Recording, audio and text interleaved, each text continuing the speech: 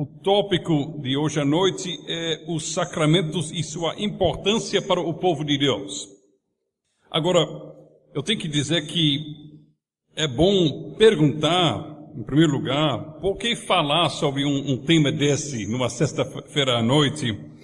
Os sacramentos e a sua importância. Parece um tema tão teológico, tão abstrato. Será que tem alguma coisa a ver com nossa vida, dia a dia?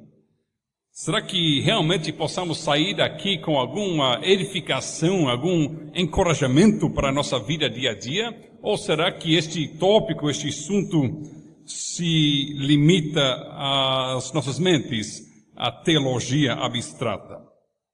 Agora, eu acredito, veremos hoje à noite que não se trata de forma alguma de um conceito teológico abstrato, mas que os sacramentos têm tudo a ver com a nossa vida em Cristo. O batismo e a Santa Ceia são fundamentais para todos aqueles que conhecem experimentalmente as palavras do apóstolo Paulo: não sou eu que vivo, mas Cristo que vive em mim. Pois os sacramentos têm tudo a ver com a lindíssima doutrina da nossa união com Cristo. É muito simples. Fora de Cristo, só tem a morte. Para o pecador afastado de Deus, morto em seus delitos e pecados, não há esperança nenhuma, senão a certeza horrível de uma eternidade no inferno. A Bíblia diz claramente o que é a vida eterna. Jesus nos diz em João capítulo 17, verso 3, e a vida eterna é esta, que te conheçam, a ti só, por único Deus verdadeiro, e a Jesus Cristo a quem enviaste. Isto é vida, conhecer Deus, conhecer Jesus Cristo. Agora, tendo isso em mente, agora vamos abrir nossas Bíblias em Efésios capítulo 2. E nós vamos ler Efésios 2, verso 12. Lembram-se que vida longe de Jesus Cristo não existe.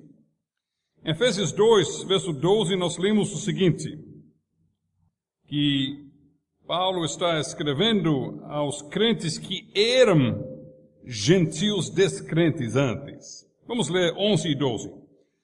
Portanto, lembrai-vos de que outrora vós, gentios na carne, chamados incircuncisão por aqueles que se intitulam circuncisos na carne por mãos humanas, naquele tempo, quer dizer, antes de vocês crerem, naquele tempo estáveis sem Cristo, separados da comunidade de Israel e estranhos às alianças da promessa, não tendo esperança e sem Deus no mundo. Você percebeu alguma coisa nesse texto, verso 12? Paulo diz, antes, quando vocês não creram ainda, vocês estavam sem Cristo e sem Deus. Quer dizer, vocês não tinham vida. Vocês não tinham, portanto, esperança. Diz aqui no verso 12, não tendo esperança. Mas veja o que mais Paulo coloca aqui no mesmo nível. Está sem Deus, está sem Cristo, está sem esperança, também é estar separado da comunidade de Israel e ser estranho às alianças da promessa. Você entende o que ele está dizendo? Ele está dizendo, ele está colocando no mesmo nível o ser afastado do Deus da vida e o ser afastado da igreja visível, da comunidade da aliança. Estas duas coisas vêm juntos. E esta verdade é pouca conhecida ou reconhecida em nossos dias. Há em nossos dias um grande desprezo pela igreja, pela comunidade da aliança. Se tiver interesse na igreja, é um interesse na igreja como comunidade de pessoas que têm os mesmos gostos teológicos que eu, ou pessoas que gostam do mesmo tipo de liturgia que eu, ou do mesmo tipo de música. Nós vivemos hoje a triste realidade onde as igrejas são vistas como se fossem tantos sabores diferentes numa grande sorveteria. Basta escolher o sabor que mais lhe agrade. E se não achar seu sabor preferido, não tem problema, pois você pode ser crente em qualquer igreja ou até em nenhuma. A Bíblia não conhece este conceito de igreja.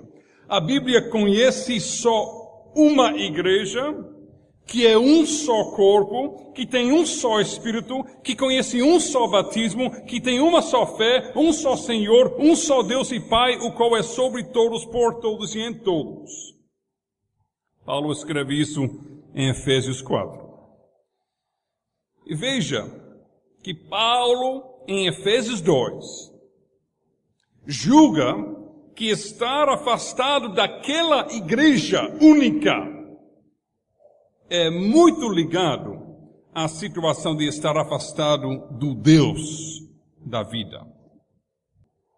Agora, isso não deve ser uma surpresa, pois na mesma carta de Paulo aos Efésios, ele fala no capítulo 4, por exemplo, em outros lugares, sobre a igreja como um corpo do qual a cabeça é Cristo.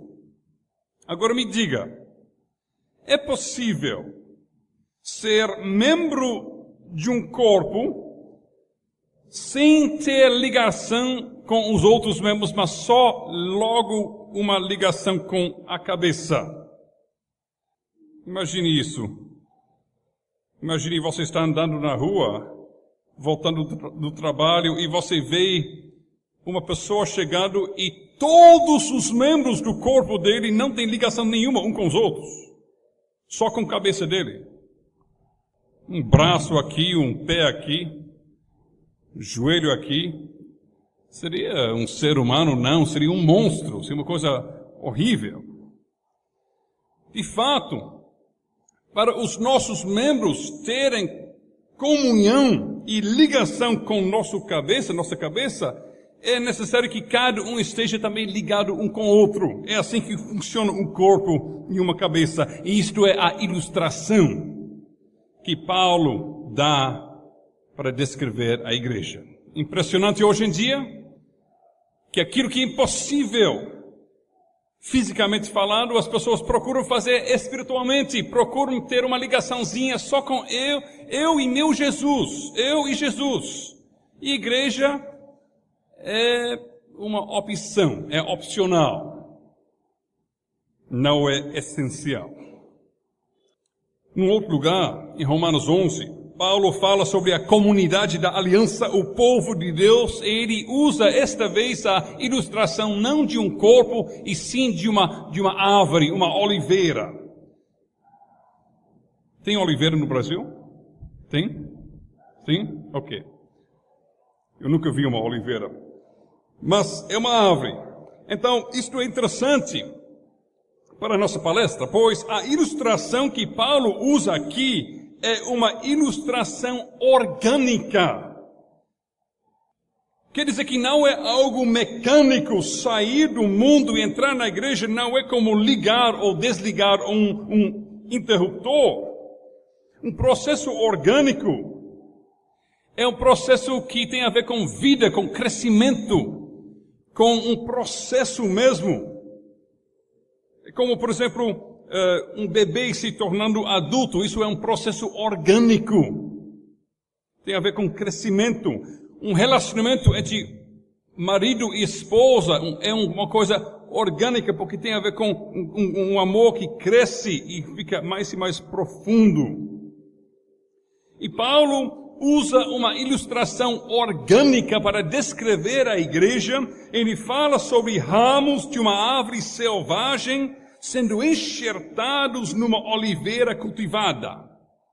Agora, para o ramo selvagem tirar algum proveito da vida da oliveira, duas coisas precisam acontecer.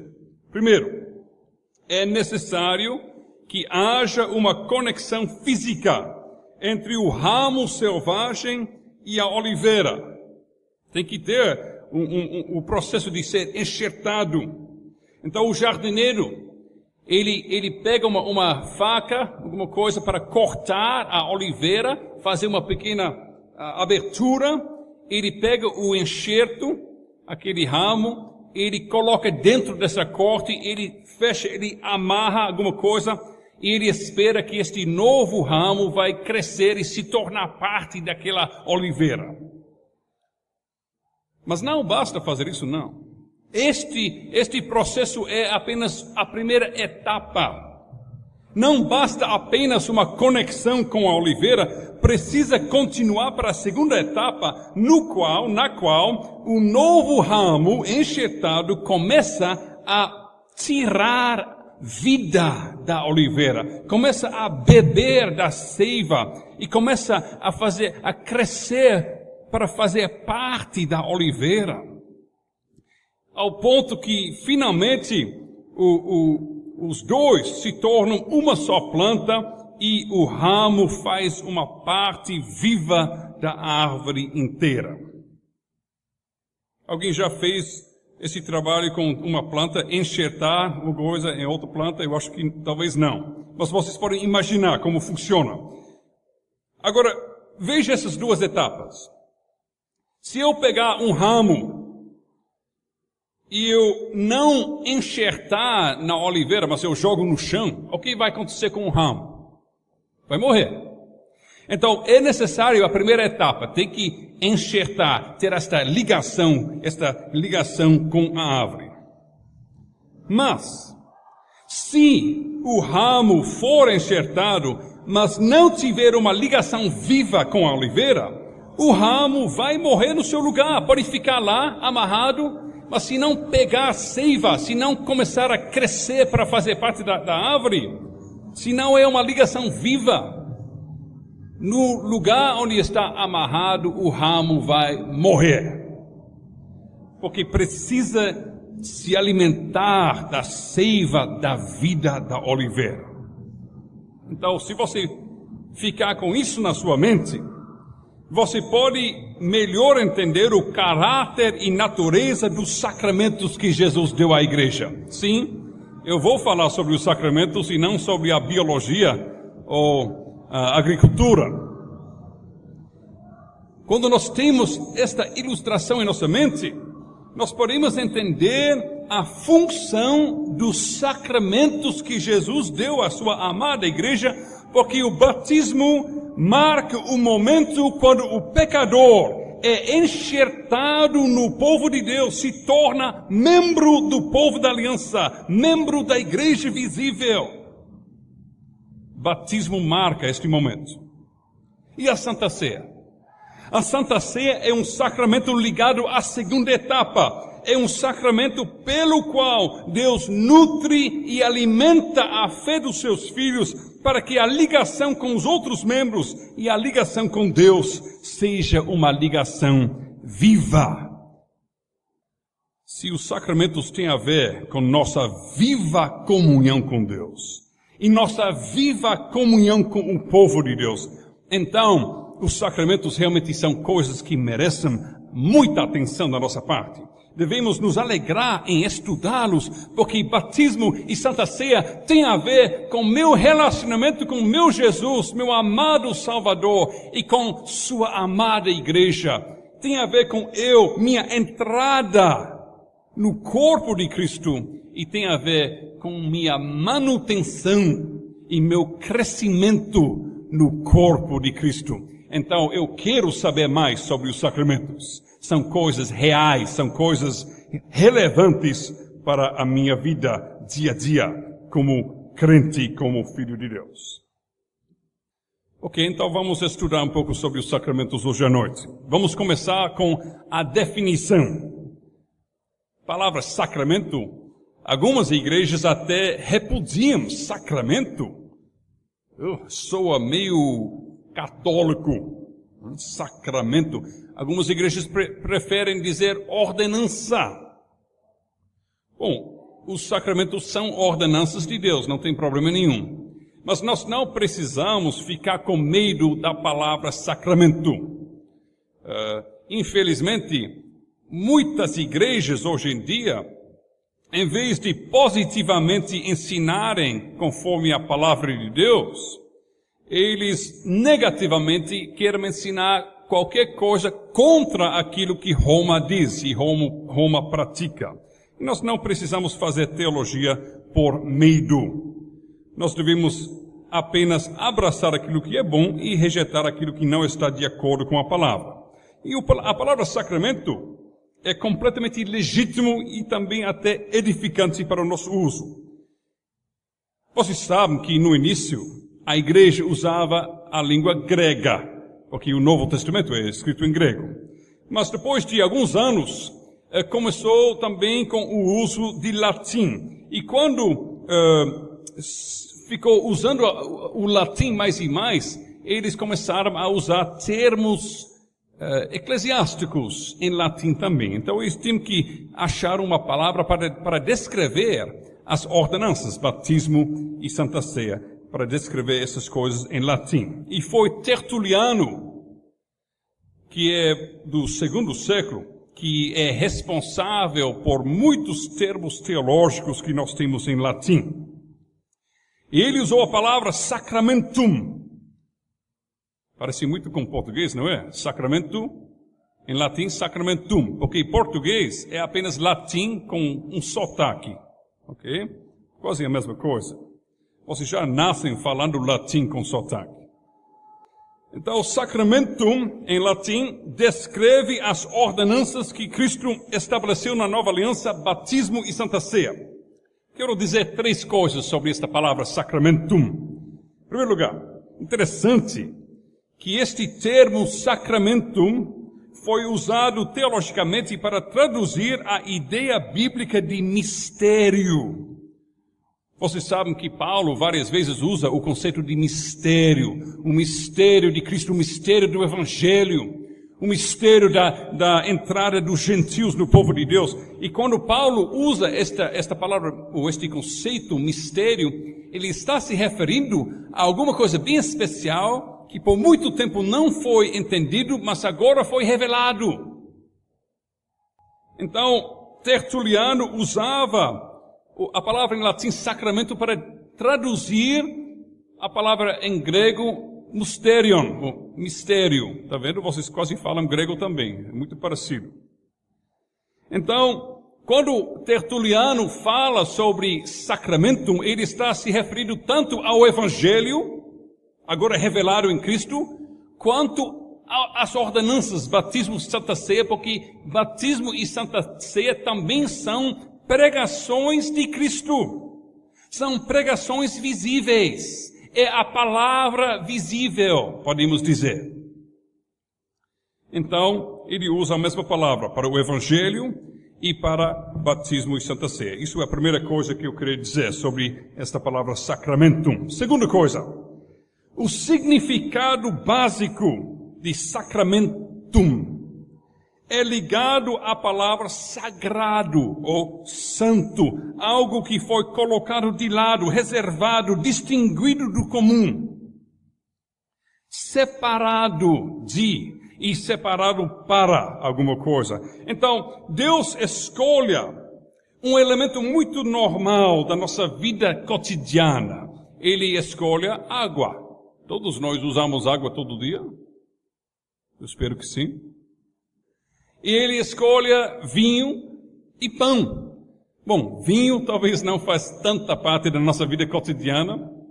Espero que não. Mas, naquela época, era a bebida e a comida básica. É como nós tomamos água e pão hoje em dia, ou não sei o que, em nossas casas, mas naquela época, vinho com água e pão. Coisas básicas de uma refeição normal, dia a dia. Então Deus escolhe coisas da vida dia a dia do seu povo e Ele dá a esta coisa comum um significado especial. Ele consagra esta coisa para ser um santo e visível sinal e selo da sua aliança. Isto é a definição do Catecismo de Heidelberg. Um santo e visível sinal e selo. Isto é um sacramento. Então, mais uma vez, a palavra sacramento é bem escolhida, porque tem a ver com algo que é reservado, que é separado do comum para ter um significado especial. E terceira coisa sobre essa palavra. No uso normal em latim, sacramentum pode se referir a um valor depositado num processo civil. Pode significar uma garantia. Pode até significar um juramento de lealdade de um soldado para com o exército. Então a palavra sacramento traz também consigo a ideia de compromisso, de lealdade, uma aliança caracterizada por relacionamentos de profundo compromisso. Isto é apropriado, pois na aliança que nós temos com Deus, vivemos mesmo num tal contexto de profundo compromisso. Deus vive com grande compromisso para com seu povo. Nós vivemos em grande compromisso uns para com os outros e todos nós com Deus. Então, também esta ideia que está dentro da palavra sacramento, uma garantia ou até um juramento de lealdade, um compromisso, isso também é bem assim, é bem escolhido este conceito este significado que a palavra sacramento tem. Então, até agora, Tertuliano. Vamos falar sobre Agostinho agora, do quarto século. Ele estudou muito sobre os sacramentos. Ele desenvolveu muito a teologia dos sacramentos, especialmente quando ele estava lutando contra Pelágio e suas ideias. Agora, Agostinho nota que muitas vezes tem uma ligação entre um sinal e a coisa significada. Por exemplo, ele cita o exemplo de fumaça. Fumaça, normalmente, é um sinal de uma realidade de fogo. Você está andando para casa e você vê que tem fumaça saindo do telhado e você pensa, bom, onde tem fumaça tem fogo. Provavelmente esse sinal significa que minha casa pegou fogo. Então, sinal e realidade significada. Também ele falou sobre palavras. Palavras faladas são apenas sinais que apontam a realidade a qual são ligadas. A palavra em si não é nada, mas a palavra representa alguma coisa real. Se eu falar a palavra cadeira, você não pode sentar nesta palavra, mas a palavra aponta uma realidade que é uma cadeira. Tem uma ligação entre sinal e coisa significada. Mesma coisa nos sacramentos. Existe uma ligação entre nossa realidade e as coisas de Deus. Um sinal tomado ou tirado da nossa realidade aponta uma realidade divina. O pão aponta o corpo de Cristo. O vinho aponta o sangue de Cristo. Coisa normal da nossa realidade, um sinal aponta uma realidade divina. E Agostinho disse, o sacramento é a forma visível de uma graça invisível. O bebê, ou a pessoa que é batizada como adulto, recebe a água do batismo. E esta água nós podemos ver e nos faz pensar o que a água faz. Lava sujeira. Então, esta água não lava pecado nenhum, mas essa água que é sinal aponta a realidade do sangue de Jesus, que lava totalmente de todos os nossos pecados. Então, aponta esta realidade. Isso é tão lindo que Deus faz isso para conosco. Deus sabe quem nós somos. Deus sabe que somos pequenos e que nossa capacidade é limitada. Deus sabe que que temos capacidade pequenininha comparado à sua grandeza e majestade. Então Deus em sua condescendência, como um pai que fala com seu pequeno filho, ele desce ao nível do seu filho para conversar. Ele usa palavras pequenas e às vezes até ele desenha alguma coisa para a pequena criança, para a criança entender melhor. Assim Deus faz para conosco. Ele nos dá 2 desenhos, 2 ilustrações lindas do seu amor para conosco. Santa Ceia e Santo Batismo. Então, depois de Agostinho, o ensino, o entendimento da igreja sobre os sacramentos foi se desenvolvendo teologicamente até a reforma no século XVI. Na Idade Média, a teologia dos sacramentos se desenvolveu mais e mais, mas também junto com isso cresceram os erros. Se você ler a história e os documentos dos séculos XVI e XVII, você perceberá que a natureza e significado dos sacramentos foi um tema muito importante e muito debatido. Chegou a ser tão aguda a controvérsia que, num certo momento, os luteranos, que discordavam dos católicos romanos e dos zwinglianos e dos calvinistas também, num certo momento, os luteranos perseguiam os calvinistas, os reformados, com muita mais veemência do que eles lutavam contra os erros de Roma. De fato, chegou um ponto, por causa da Santa Ceia, o entendimento sobre Santa Ceia, chegou um ponto que os luteranos estavam matando reformados, enquanto eles deixavam os católicos romanos em paz.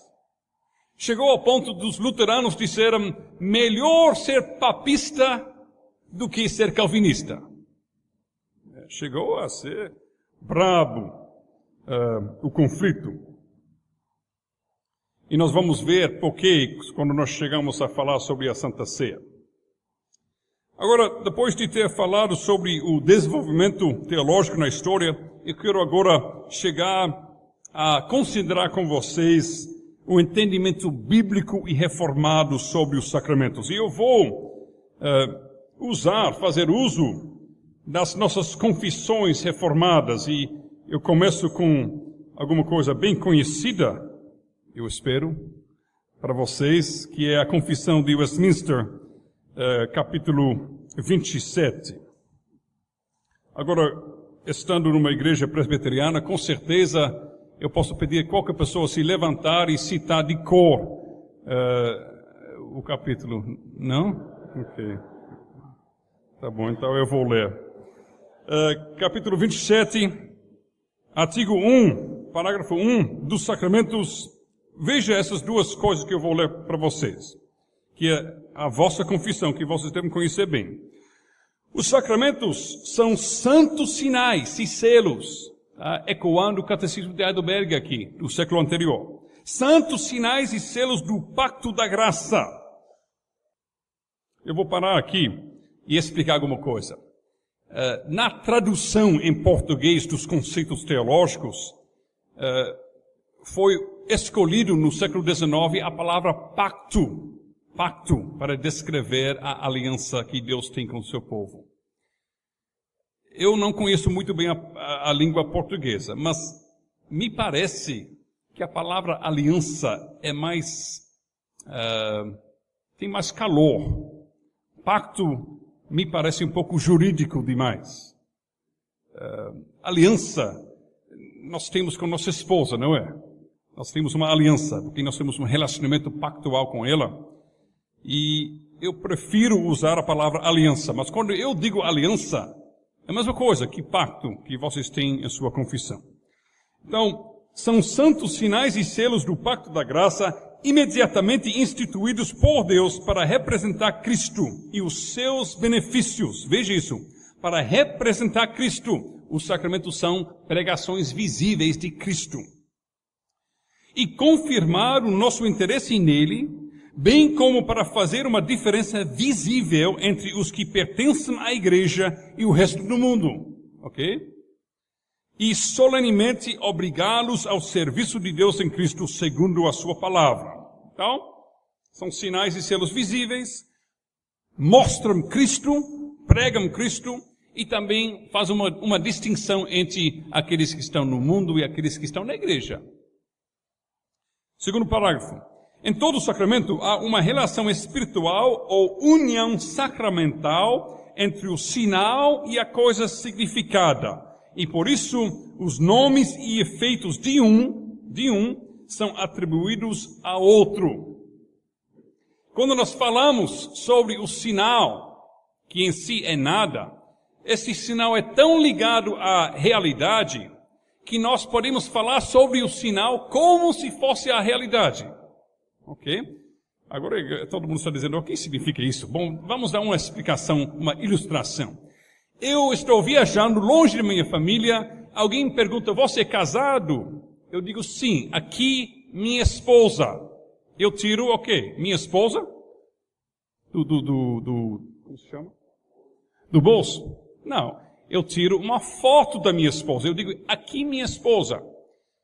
E ninguém vai dizer, não, isso não é sua esposa, não. É um pedaço de papel colorido, com uma representação da sua esposa. Todo mundo entende o que eu estou dizendo?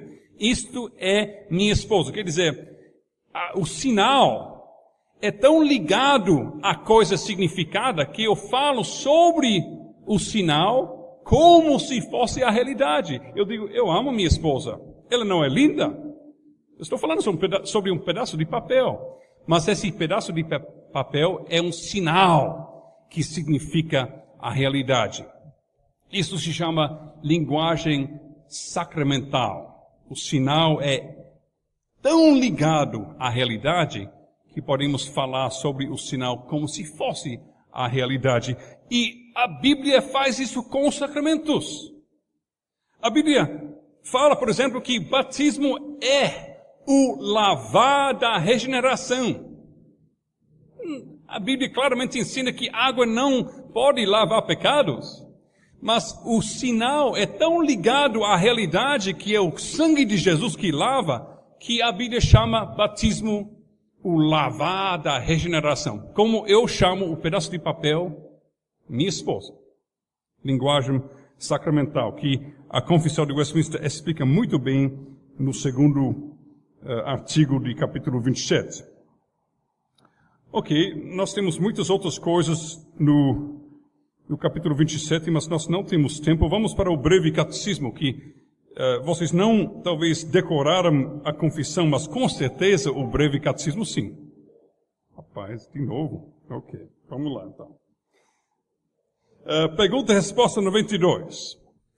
Que é um sacramento? Um sacramento é uma santa ordenança. Santa ordenança. Sacramento. Instituída por Cristo, na qual, por sinais sensíveis, Cristo e as bênçãos do novo pacto são representadas, seladas e aplicadas aos crentes.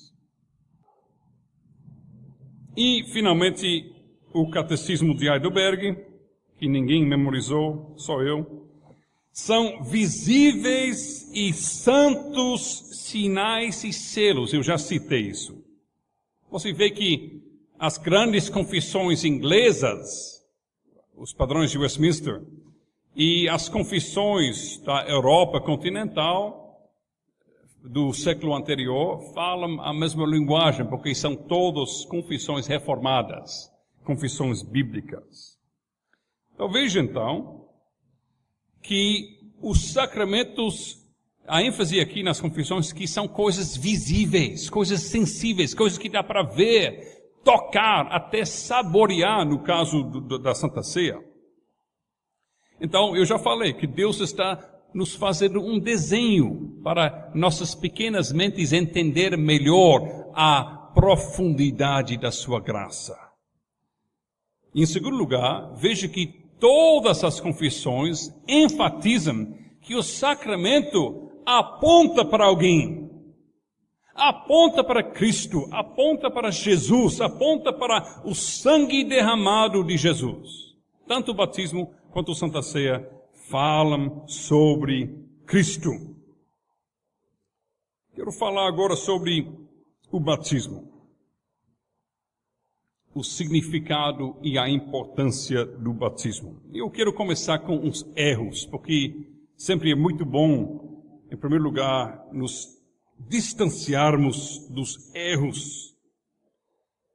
Você sabe como é num jardim, quando você quer cultivar alguma coisa. Eu já tentei várias vezes na minha curta vida, eu já tentei plantar vários jardins, e eu posso testemunhar que o que cresce sem trabalho nenhum é a erva daninha. Cresce sem, não precisa fazer nada. Mas as flores e as coisas boas é suor e difícil demais, pelo menos para mim, fazer crescer alguma coisa. Mesma coisa na teologia. O que cresce sem problema nenhum são as heresias, os erros, as falsidades, as mentiras. Então precisamos limpar o terreno e cortar algumas ervas daninhas primeiro. Vamos começar com o catolicismo romano. E por favor, já que eu estou aqui, eu vou aproveitar, pedir aos irmãos, nunca chame os seguidores do Papa católicos. Okay? Vocês são católicos, sabia? Católico significa de todos os lugares e de todos os tempos. Só tem uma igreja verdadeiramente católica nesse sentido, de todos os lugares e de todas as épocas. Só a igreja verdadeira de Jesus é católica. O Papa não tem uma igreja católica, não. A igreja dele se limita a alguns lugares e não existe desde o início do mundo. Então, ele roubou esta palavra. Se você insiste em chamar ele de católico, por favor, acrescente romano, porque ele não é verdadeiramente católico. Ok. Vamos continuar. O catolicismo romano olha para o batismo e acha que o que está acontecendo é quando o padre ou uma outra pessoa está colocando a água sobre a criança, sobre a pessoa, por causa de fazer aquele ato, neste ato os pecados estão sendo lavados. É algo que nós chamamos de ex opere operato, que é latim, que, como já falei, é tão parecido com português. Por meio de fazer o ato, está feito. Por meio de fazer o batismo, já é operado o poder significado no batismo. Quer dizer, jogar água, perdoar os pecados. Não importa quem está fazendo e a quem ele está fazendo. Então, com esse tipo de teologia meio troncha, a Igreja Católica Romana chegou a fazer doidices terríveis na história. Por exemplo, chegando num país, os jesuítas com espada, converte-se a Cristo. Quem é? Jogar água, agora você foi perdoado, agora eu mato você e você logo vai para o céu, ok? Você não tem condições de pecar, todos os seus pecados foram perdoados. Esse tipo de doidice sempre acontece quando nós nos desviamos da palavra de Deus. Doutrina errada leva a uma vida errada. Eu não vou demorar muito sobre os erros da Igreja Católica Romana, porque todos nós entendemos muito bem, não é? Que o batismo não tem um poder em si, não tem um poder mágico. A água não é benta, não é uma água que tem poder para tirar pecado. Só o sangue do Senhor Jesus Cristo nos lava de todos os nossos pecados. E do outro lado tem os anabatistas. E na época da Reforma houve uma divisão da igreja em 3 partes. Isso é importante. Muitas vezes as pessoas acham que a igreja se dividiu em 2. Igreja romana e a igreja protestante. Engano. Na grande reforma aconteceu uma divisão em 3. Nós temos a igreja romana que se desviou da palavra de Deus. Nós temos a reforma radical, que é o movimento anabatista, que é um movimento radical que se levantou contra Roma, não pró-Bíblia, mas contra Roma. Então este movimento jogou fora quase qualquer coisa que Roma fazia, que Roma ensinava, que Roma entendia. E incluído nisto, jogaram fora o conceito católico romano do batismo, que eles acertaram nisso, porque realmente o conceito estava errado. Mas eles, em vez de procurar na Bíblia o conceito certo, eles foram para o outro lado. Se Roma disse, batismo perdoa, está no ato o poder mágico, os anabatistas diziam, não, batismo não faz nada. Não faz nada, não tem efeito nenhum. É um tipo de confissão ou profissão da minha fé. É uma afirmação da parte do homem para com Deus. Eu vou me batizar. Eu me batizei. Eu decidi de me batizar. Pense naquele ramo pulando no chão, dizendo, eu decidi de me enxertar naquela árvore aí e viver. Então, o batismo se baseia em mim e, portanto, depende da minha sinceridade naquela época quando eu fui batizado. E esta doutrina não bíblica também leva a doidices na vida real. E nós vimos isto.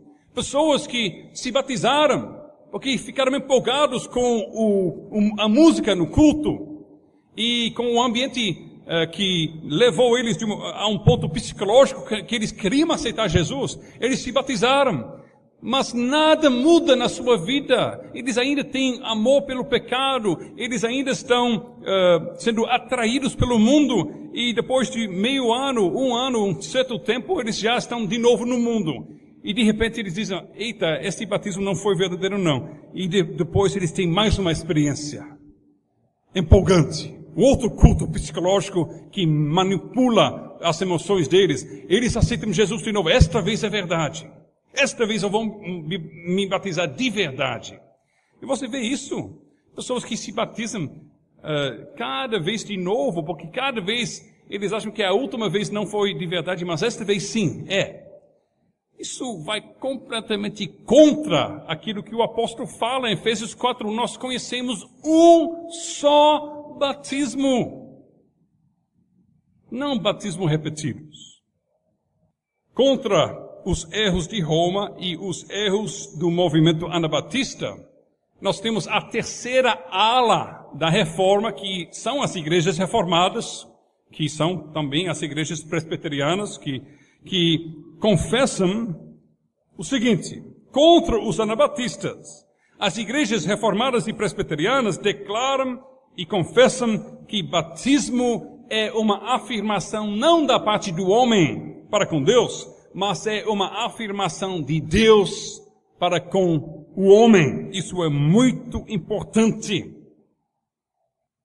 Se o meu batismo é uma declaração que Deus faz para comigo, então meu batismo é seguro, é imóvel, sempre vai ter valor. Se meu batismo depende da minha pessoa e da minha sinceridade, meu batismo nunca vai ser um fundamento seguro para a minha vida espiritual. Então, biblicamente, as igrejas reformadas e presbiterianas entendem batismo como declaração da parte de Deus. Batismo é a circuncisão de Cristo. É no Novo Testamento aquilo que circuncisão era e foi no Antigo Testamento. A marca de entrar no povo de Deus. E no Antigo Testamento, esta marca de entrada no povo de Deus foi dada também às crianças. E nenhuma dessas crianças estava dizendo, eu estou decidindo de me tornar parte do povo de Deus. Nenhuma dessas crianças estava fazendo no 8º dia uma afirmação para com Deus. Sim, Deus, eu quero ser teu filho. Não, foi uma declaração de Deus para com o seu povo.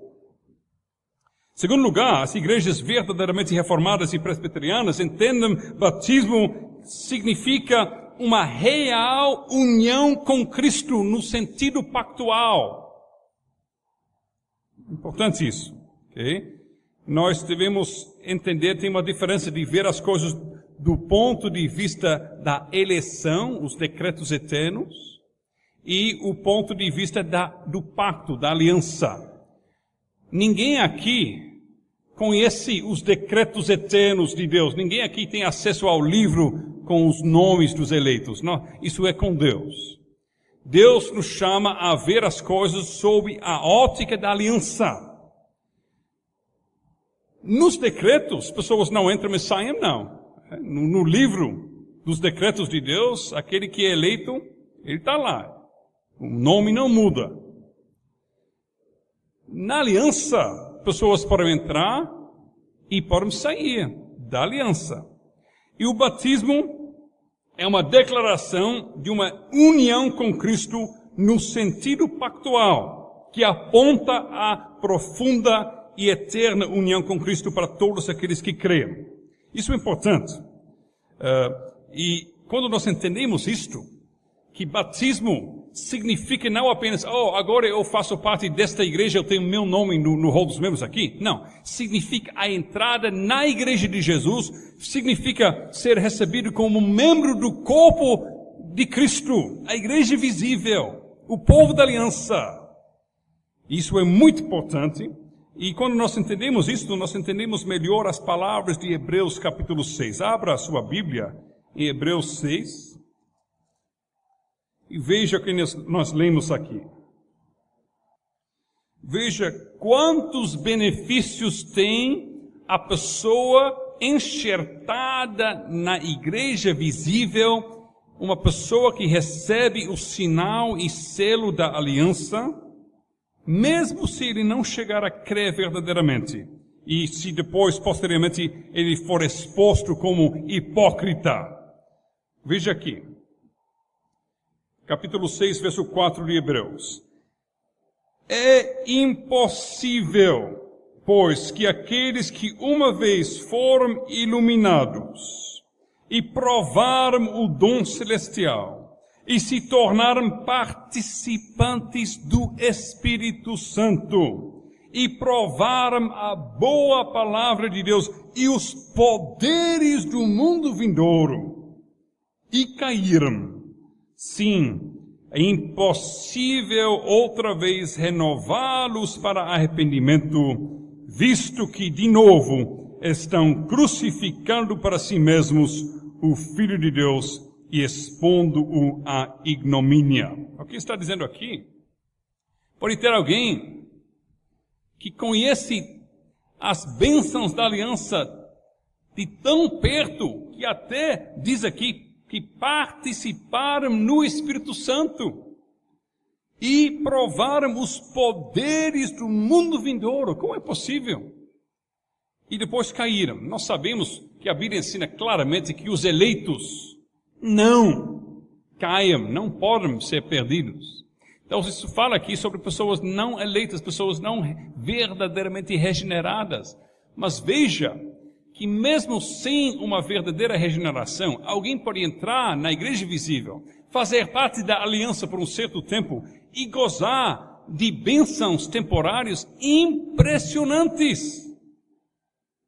Participar no Espírito Santo. Veja que não está dizendo que regenerado pelo Espírito Santo, não diz aqui que habitado pelo Espírito Santo, mas participou do Espírito Santo. Ele compartilhou em coisas espirituais. Como? Bom, a igreja, como um todo, é o templo do Espírito Santo. E por um certo tempo, aquele réprobo, aquele descrente, aquele hipócrita que caiu da aliança, por um tempo, esta pedra morta estava colocada naquele prédio, naquele edifício de pedras vivas. Por um tempo, este ramo morto estava enxertado na oliveira e até chegou a beliscar um pouco das coisas da oliveira, mas nunca pegou, nunca foi vivificado pela seiva e pela vida da árvore. Ok? Eu falo tudo isso para mostrar que alguém pode entrar na igreja, pode até se sentir muito crente, pode até dizer, oh, que pregação linda, oh, que música emocionante, oh, Jesus é tão bom, mas nunca chega a passar por uma verdadeira transformação do seu coração. Passa um tempo como um túmulo, um sepulcro caiado, e depois é exposto como um incrédulo. E nós vemos isso no verso 7. É importante ler verso 7 junto com aquilo que nós lemos. Veja aqui. Porque a terra que absorve a chuva que frequentemente cai sobre ela e produz erva útil para aqueles por quem é também cultivada, recebe bênção da parte de Deus. Mas se produz espinhos e abrolhos, é rejeitada e perto está da maldição, e o seu fim é ser queimada. O apóstolo está dizendo aqui, se alguém está participando e profundamente participando das bênçãos da vida da comunidade da aliança, mas isso não produz fruto do Espírito Santo, não produz amor e alegria e paciência e longanimidade e mansidão e domínio próprio e todos os outros frutos do Espírito Santo, mas só produz carnalidade, só produz falta de compromisso com Jesus, não produz transformação nas suas atitudes, nos seus desejos, nas suas prioridades. Então o apóstolo está dizendo, veja bem, pelo fruto os conhecereis. Portanto, para nós, porque nós muitas vezes pensamos, basta ter meu nome no rol dos membros de uma igreja correta. Teologia correta, culto correto, eu estou na igreja certa, eu acredito com minha mente que essas coisas são certas, teologia correta, eu vou para o céu. A Bíblia diz, não, não, não, não. Você tem, eu tenho, nós temos que manifestar fruto. Tem que ficar evidente em minha vida e sua vida que nós estamos ligados com a vida da árvore da oliveira. Se aquele enxerto fica e não produz vida, não produz fruto, depois de um certo tempo, o jardineiro vai dizer, sabe alguma coisa, este ramo não presta, ele vai arrancar e jogar fora. Então, batismo fala sobre uma real união com Cristo no sentido pactual. E mesmo sem fé, mesmo o não regenerado que enganar o pastor e enganar os presbíteros e entrar na igreja até se enganando a si mesmo, mesmo ele goza de muitos benefícios. Mas o batismo aponta para Cristo e seu sangue que lava. O batismo chama a pessoa que foi batizada para crer em Cristo, para depender de Cristo, para buscar perdão em Cristo e para buscar transformação pelo poder do Espírito de Cristo. E a terceira coisa que eu quero falar sobre o batismo do ponto de vista reformado é que o selo do batismo, que Jesus, quando alguém é batizado, ele carimba aquela pessoa, dizendo, esta pessoa, eu estou chamando para fazer parte do meu corpo. Ele carimba, dizendo, pertence a Jesus. Seu batismo, você tem batismo sobre sua cabeça. É uma marca que nunca pode ser apagado, nunca. Nós pensamos, batismo aconteceu muitos anos atrás, eu já esqueci. Não, é uma realidade diária. E quando os demônios estão voando por aí, procurando vítimas, eles podem ver a marca do Senhor dos Senhores e o Rei dos Reis. Eles podem ver esta marca selando sua vida, o seu batismo. É uma coisa evidente. É uma coisa que nunca pode ser apagada. Isto é um consolo, mas também isso deve nos fazer tremer. É um consolo porque quando eu caio, quando eu tropeço, eu digo, Deus, eu sou um pecador miserável, cadê meu compromisso? Será que eu estava me enganando quando eu fiz profissão de fé? Veja quanto é difícil para mim viver uma vida santa. Eu pequei, eu fiz errado. E naquele momento Jesus diz, meu filho, minha filha, olha para seu batismo, o que eu falei naquele dia para você. Você é meu. Você é meu filho, você é minha filha, eu sou teu Deus, eu derramei meu sangue para lavar você. E você acha, meu filho, minha filha, que este pecado que você cometeu agora, meu sangue não tem poder para lavar? Para purificar você? Então o batismo é um grande consolo.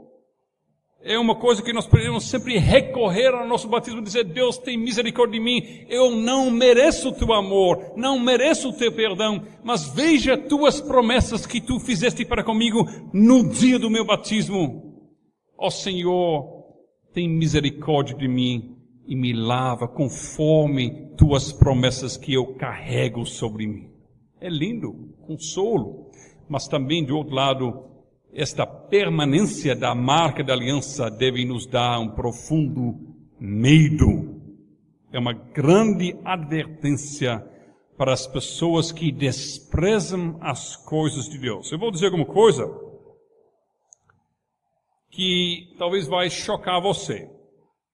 O seu batismo, você que vai desprezar as coisas de Deus, que acha que se dizer crente basta, mas não procura transformação e frutos do Espírito em sua vida, seu batismo vai seguir você até o inferno. Dentro do inferno, seu batismo, você que não ama a santidade, você que não se deleita com as coisas de Deus, você que está apenas fazendo de conta que você é seguidor de Jesus, no inferno, seu batismo vai testemunhar, vai martelar na sua consciência e vai sempre acusar você, porque no inferno o seu batismo vai dizer a você, Jesus prometeu perdão, você recusou. Jesus ofereceu salvação e vida, você crucificou Jesus de novo com sua rejeição. É sua culpa, sua teimosia, sua incredulidade, seu desprezo pelas coisas de Deus. Seu batismo vai acusar você para sempre. Coisa horrível. O batismo continua seguindo as pessoas crentes, mas também as pessoas que quebram a aliança e que se tornam incrédulas. Continua para toda a eternidade. No inferno tem e terá pessoas batizadas. No inferno, de fato, diz a Bíblia, tem filhos do reino. Já pensou? A Bíblia diz que no inferno tem filhos do reino. Será que a Bíblia realmente diz isso? Bom, não somente a Bíblia, mas sai da boca do próprio Senhor Jesus Cristo. Vamos para Mateus. Mateus, capítulo 8. Mateus 8. E nós vamos ler 11 e 12. Veja que Jesus está falando aqui. Jesus está falando, Mateus 8, verso 11, digo-vos que muitos virão do Oriente e do Ocidente e tomarão lugares à mesa com Abraão, Isaque e Jacó no reino dos céus. Ao passo que os filhos do reino serão lançados para fora nas trevas, ali haverá choro e ranger de dentes. Que é o contexto? Jesus está falando isto aos judeus incrédulos ao seu redor, filhos da aliança, membros do povo de Deus, membros do pacto. Nós somos o povo de Deus, mas eles não acreditavam no Filho de Deus. Mas esse centurião, que mandou buscar Jesus para curar seu servo, ele não fazia parte da igreja visível, ele não fazia parte do povo da aliança, ele não fazia parte do povo de Deus, mas ele tinha fé. Então Jesus joga na cara daqueles membros da aliança incrédulos, ele diz, veja bem, acha que o mero fato de você fazer parte da igreja visível, de você ter o sinal do povo de Deus em sua carne, este fato sozinho garante a você a salvação? Que nada. Aquele centurião vai sentar com Abraão, que você idolatra tanto. O centurião que crê vai estar lá. E vós, que sois filhos do reino, estarão no inferno. Então, isto é uma grande advertência para nós, de não confiarmos em nosso status como membros da igreja. Eu vou para a igreja certa, eu vou para o céu. Não. Quem vai para o céu são pessoas que verdadeiramente estão em Cristo. Como? Enxertados na oliveira, membros do povo, mas não qualquer tipo de membro. Membros vivos, que estão bebendo da seiva da oliveira, que estão bebendo da vida que há em Cristo.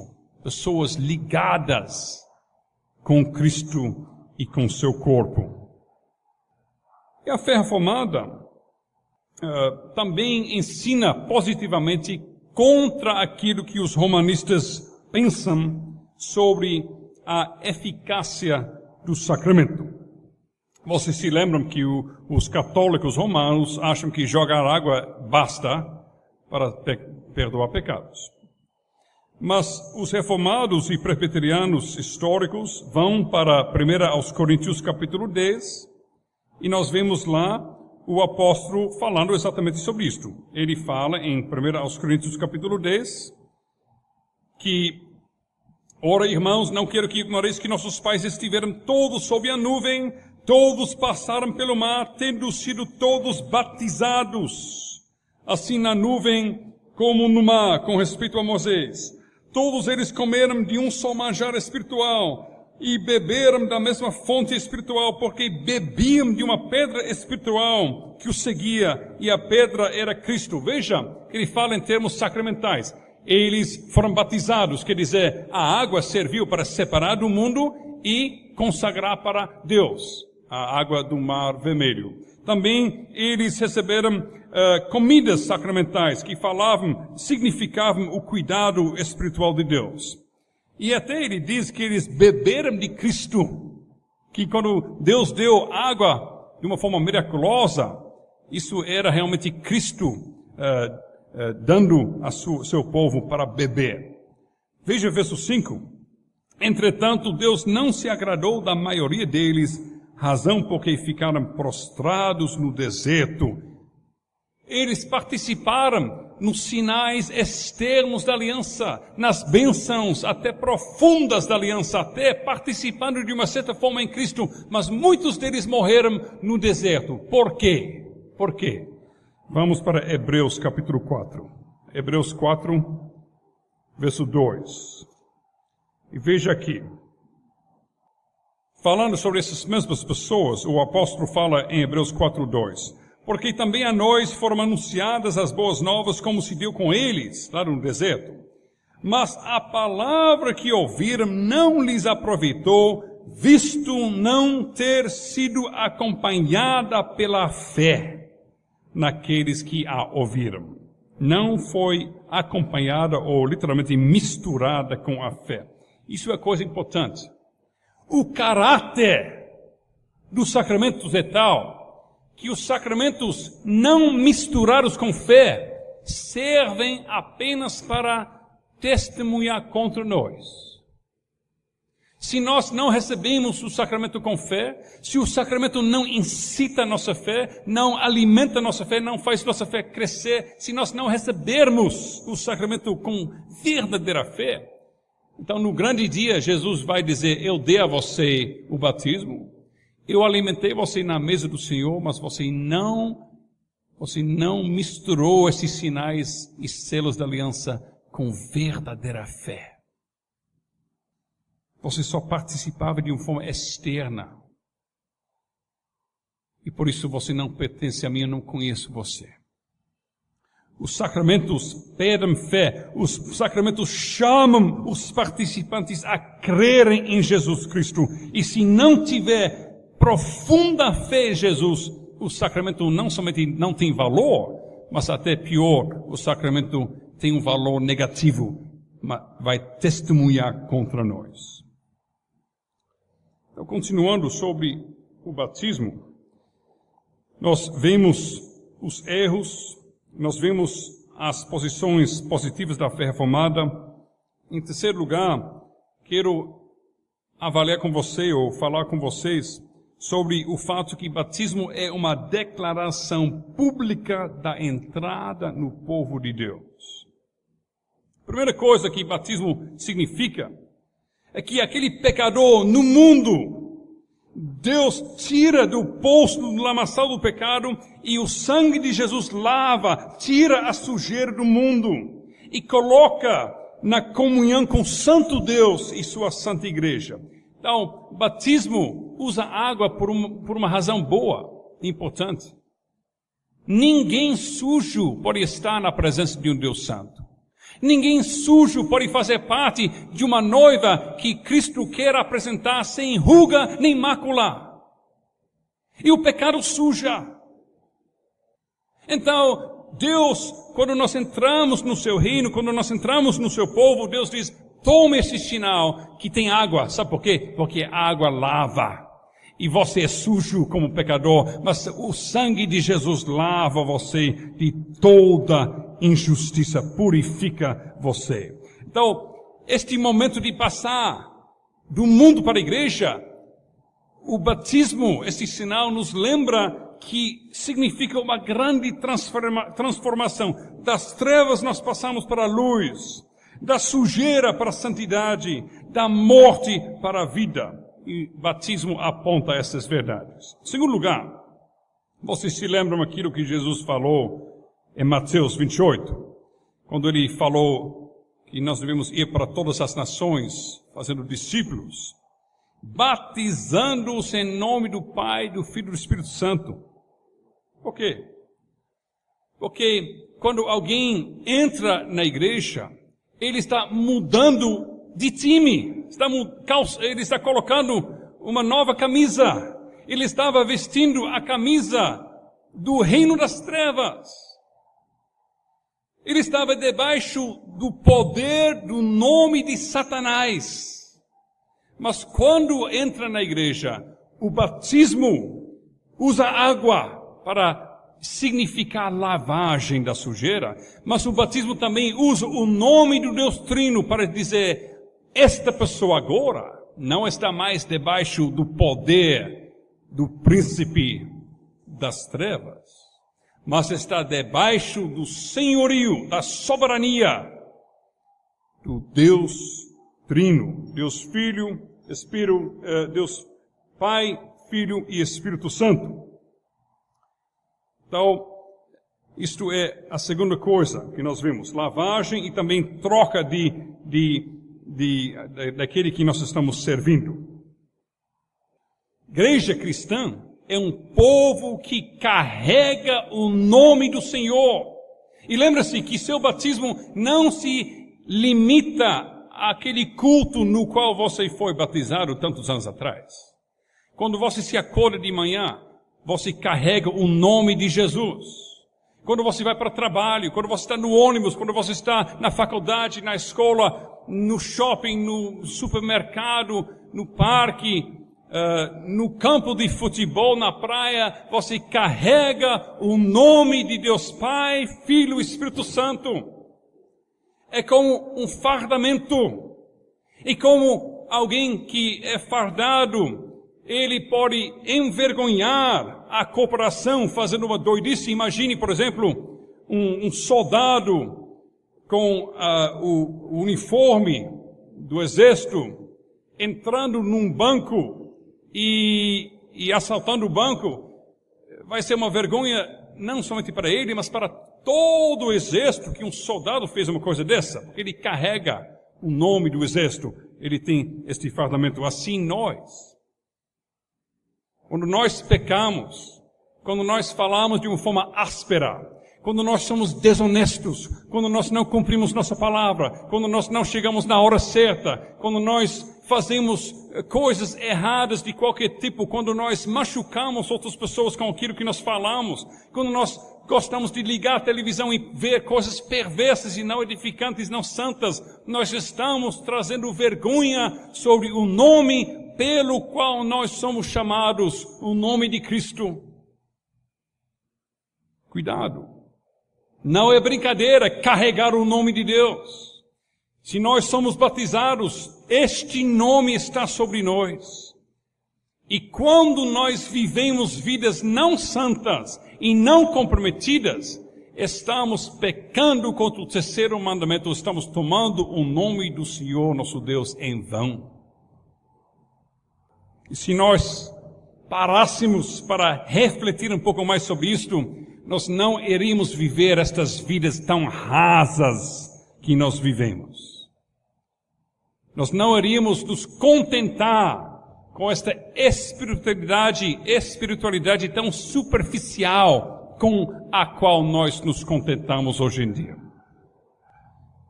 Batismo marca o momento da entrada no povo de Deus.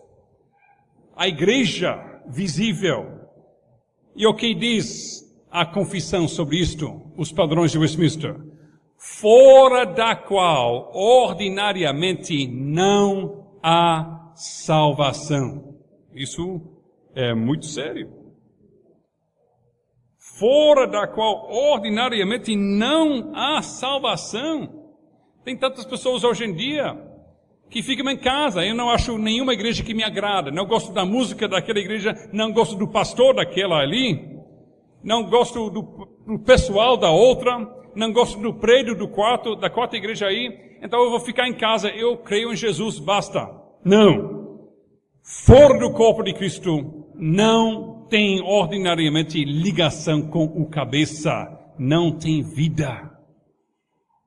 Nós temos que redescobrir a importância que a Bíblia dá à membresia na igreja visível. Lembrem-se da árvore de Romanos 11. Salvação não é algo que vem em pedacinhos empacotados para consumo individual e particular. Deus salva indivíduos sim, mas Deus não salva indivíduos em isolamento. Você já leu Salmo 68? Veja verso 6. Deus faz que o solitário viva em família. Liberta os presos e os faz prosperar, mas os rebeldes habitam em terra árida. Solidão é uma característica do inferno. Você já, talvez, viu ou assistiu aquele filme que tem uma noiva morta, eu não me lembro do nome do filme. Se trata de uma noiva que já estava morta e um rapaz encontra ela. Eu não assisti, mas eu vi o trailer. E eu achei muito interessante que o mundo gosta de descrever o inferno e a morte como uma grande festa. Tem todos aqueles aqueles esqueletos com cerveja e dançando e música e conversando e sorrindo o tempo todo. E o homem sem Deus, ele quer se convencer que se tiver alguma consciência depois da morte, vai ser uma festa impressionante. E até eu já ouvi pessoas falando: você fica com o seu céu, com aquelas pessoas quadradas, porque eu estou torcendo para estar no inferno, onde vai ter uma festa medonha. Parece que vai ser um clube para toda a eternidade. Mas o inferno verdadeiro é solidão. A única coisa que você vai ouvir no inferno são seus próprios gritos. Você não vai ouvir ninguém mais. Você não vai ver ninguém mais. Você vai ficar só. só para sempre. Isto é o contrário do céu. Deus salva não de uma forma isolada. Ele não salva crentes que ficam com suas próprias vidas, fazendo suas próprias coisas. Mas Jesus morreu para salvar um povo. E esta palavra já tem embutida relacionamento. Jesus morreu para salvar seu corpo. A igreja é seu corpo. Um corpo tem que viver em relacionamento um membro com o outro. Jesus morreu por sua noiva. É um relacionamento. Ele vê sua igreja como um todo. Então Jesus, ele morreu para nos colocar na comunhão com Deus e com os santos, para nos tornar uma santa comunhão de alegria profunda e linda e viva e eterna. Isso é importante. Hoje em dia tem tanto individualismo na igreja moderna. As pessoas vêm, participam do culto, às vezes o pastor diz, aperte a mão da pessoa ao seu lado. Oi, irmão, amo você tanto e tanto. E segunda-feira eu vou passar a mesma pessoa no shopping e eu nem vou olhar para ele. Eu não sei o que ele está passando, não sei as dificuldades que ele está passando, não sei que sua mãe está no hospital. Eu não me importo, porque eu já fiz a minha responsabilidade na igreja, no culto. Eu fiz aquela coisa tão linda, eu apertei a mão e disse, eu te amo. Mas eu não amo a ele.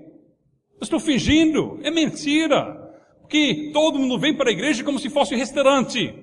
No restaurante, você vem, você come a comida, você vai embora. Você não tem relacionamento de amor com as pessoas nas outras mesas, porque cada hora de almoço, cada dia, tem outras pessoas lá. E tem pessoas tratando a igreja da mesma forma. Chegam para seu almoço espiritual e voltam para casa. E continuam com suas vidas. Cadê o corpo? Cadê os membros, como Paulo diz em Efésios 4, crescendo?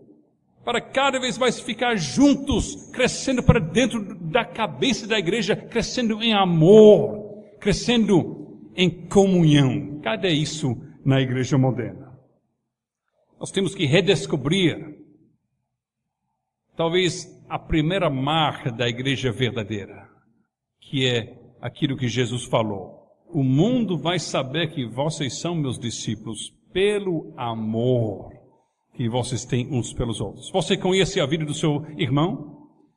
Não para fofocar sobre a vida dele, mas para encorajar ele nesta vida, para amar a ele, para ser uma bênção para ela. Veja que Judas fala sobre a fé uma vez por todas entregue aos santos. Ele não fala ao santo. A fé não é entregue a cada pessoa individualmente, é entregue à igreja, aos santos. Veja como Jesus nos ensinou a orar. O que ele disse? Meu Pai que está nos céus? Não, nosso Pai que está nos céus. É uma oração pactual.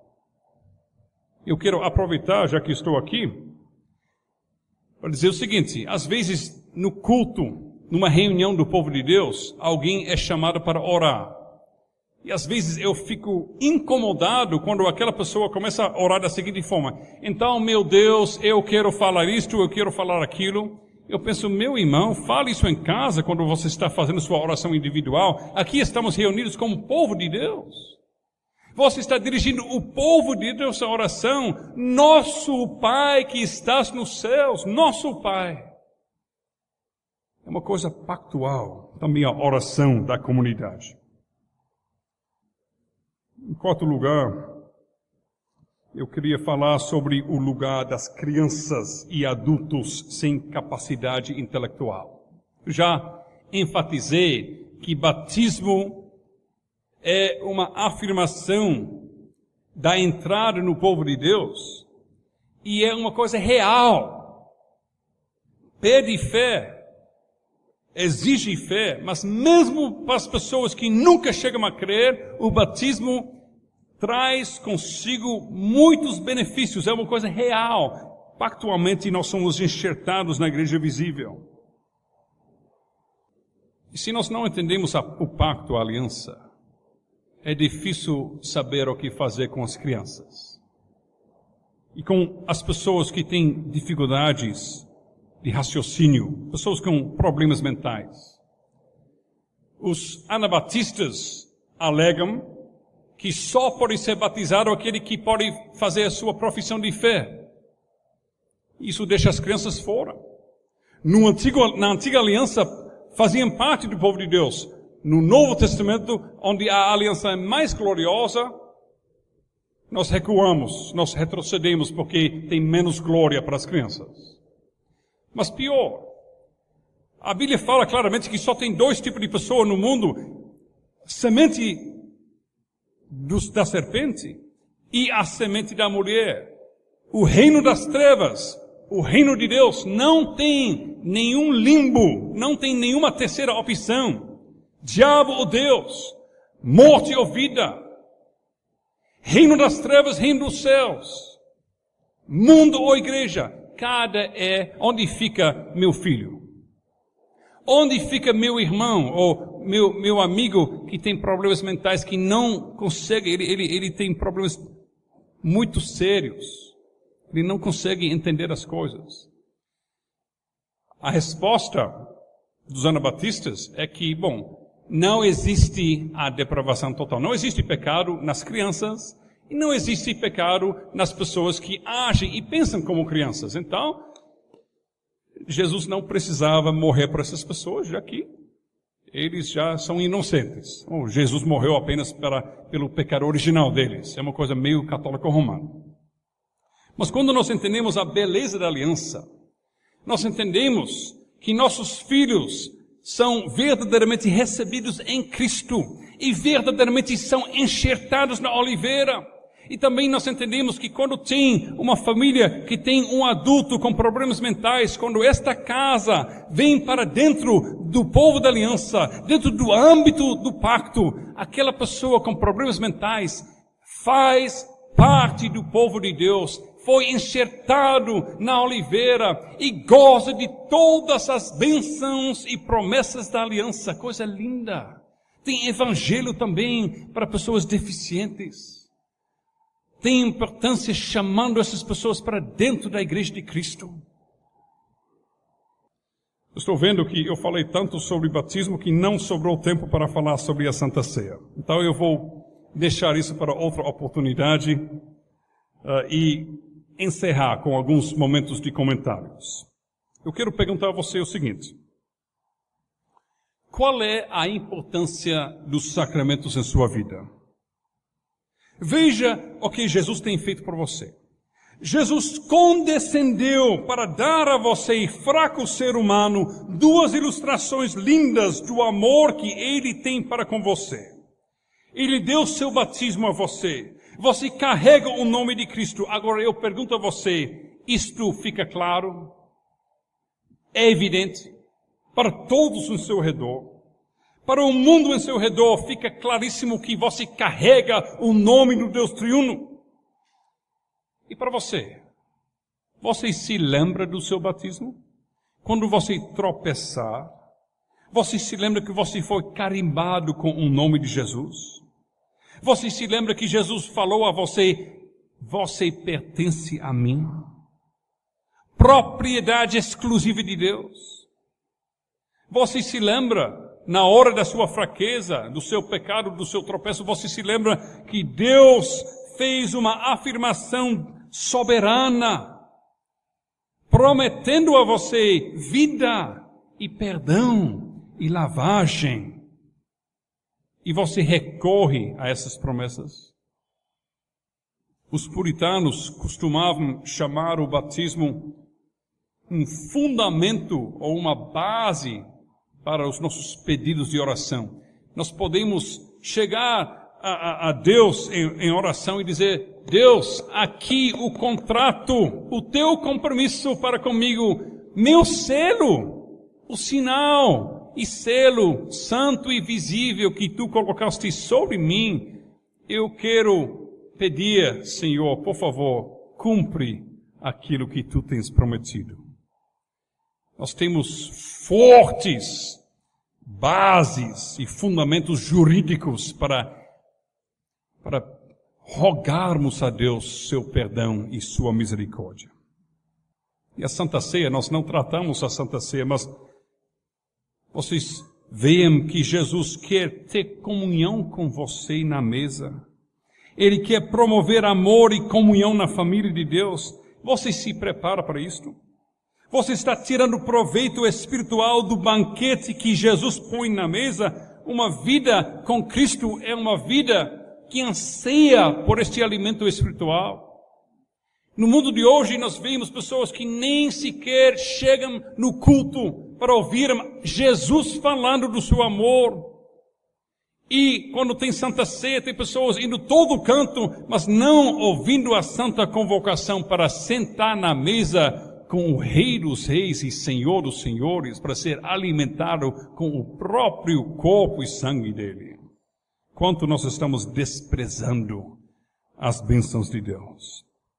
A vida cristã é uma vida vivida entre dois sacramentos. O cristão sempre está olhando para trás, recorrendo ao significado do seu batismo. Eu pertenço a Cristo, eu faço parte do povo de Deus, eu sou membro do corpo de Cristo. Jesus é cabeça da minha vida, cabeça do meu casamento, cabeça do meu lar, cabeça da minha igreja. Eu sou um membro vivo de Cristo. A vida cristã olha para trás e lembra-se do seu batismo. E também a vida cristã sempre olha para frente. Como peregrino viajando pelo deserto, ansioso para ver o próximo oásis, eu estou ansioso para o próximo convite para sentar na mesa com Jesus e com minha amada família cristã, para sermos alimentados com o corpo e sangue de Jesus. Sacramentos e sua importância para a igreja. Uma coisa seca, teológica e abstrata que nada. Nós vivemos como povo de Deus entre os nossos dois sacramentos que nós temos recebido dele, o nosso batismo e a Santa Ceia.